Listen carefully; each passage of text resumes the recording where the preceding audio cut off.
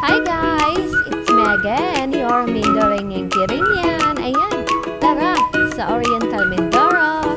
Ayan po, iklinex ulit ng aking kapatid ng kanilang pananim na pakwan. O diba guys, ang lalaki na ng kanilang mga pakwan.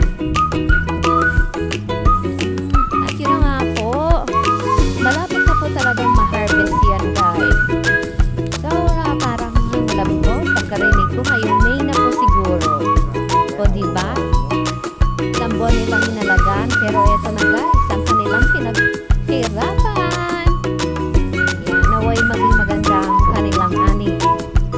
So, ayun na nga po, ang lawak ng kanilang mga pananim guys.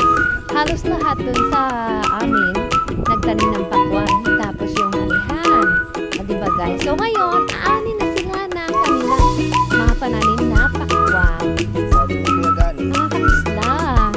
Kasi doon, nalilibre kami sa mga pakwan. Sa ngayon, binibili na. O diba guys, ang malaki oh.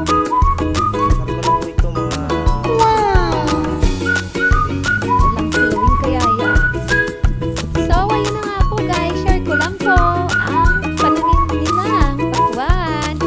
So, see you on my next video guys. Thank you for watching.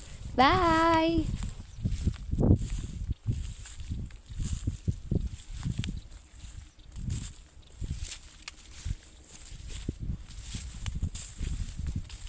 Ayan po.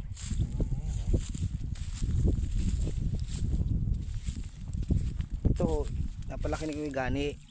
Talagang malaki. Kaya 18 na. Yan, pati ito. Naman. Kanya po yan, hinilagaan yan. Saka yun, yung itaw na yun. Yan. Saka ito. Yan. Yung naano yun na. Yan, kaya malaki. Kaya yun pa, yun. Kaya pa po. Yan.